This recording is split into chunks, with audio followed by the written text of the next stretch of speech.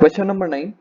Question number 9 कह रहा है Jaspal Singh रीपेज his total loan of 1,18,000 by paying every month starting with the first installment of rupees 1,000. If he increases the installment by 100 every month, what amount will be paid by him in the 30th installment? What amount of loan does he still have to pay after the 30th installment? तो जसपाल सिंह जो है उसे ये total amount repay करना है। उसने first instalment में दिए 1,000, अगली इंस्टॉलमेंट में उसने 100 से बढ़ा दिया यानी 1,100। उसकी अगली इंस्टॉलमेंट में उसने फिर से 100 से बढ़ा दिया यानी 1,200। तो यहाँ पे जो हम देख रहे हैं डिफरेंस हर बार 100 है, यानी ये एक एपी है with a is equal to 1,000 and d is equal to 100। हमें निकालना क्या है कि 30th इंस्टॉलमेंट में उसने कितना लोन पे किया होगा। यह है उसकी फर्स्ट इंस्टॉलमेंट, यह है उसकी सेकंड इंस्टॉलमेंट, यह है उसकी थर्ड इंस्टॉलमेंट और ये बेसिकली एक एपी है। तो हमें निकालना है 830 यानी उसकी 30th इंस्टॉलमेंट में उसने कितना पे किया होगा। तो यहाँ पे हमें दिया है कि monthly installment paid by Jaspal Singh are 1,000, 1,100, 1,200 ऐसे ऐसे 30 टर्म्स हैं। ए एन का फॉर्मूला है a plus n minus 1 into d. हमें ए पता है 1,000 एंड हमें डी पता है 100। हमें निकालना है 830।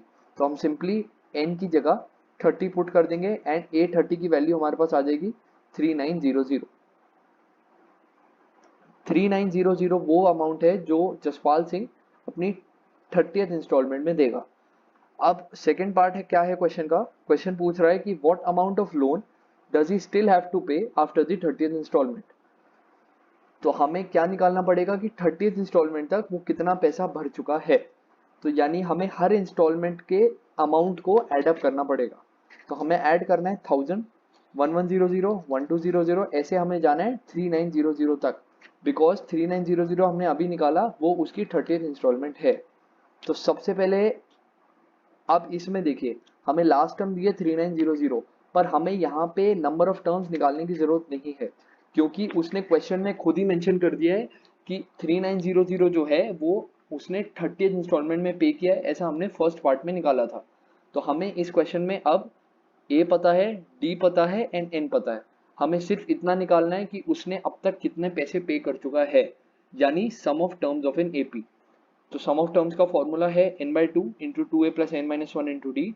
हम सारी वैल्यूज इसमें डालेंगे एंड हम निकालेंगे कि उसने अब तक 73,500 रुपीज पे कर दिए हैं एंड उसे टोटल कितना पे करना था 1,18,000।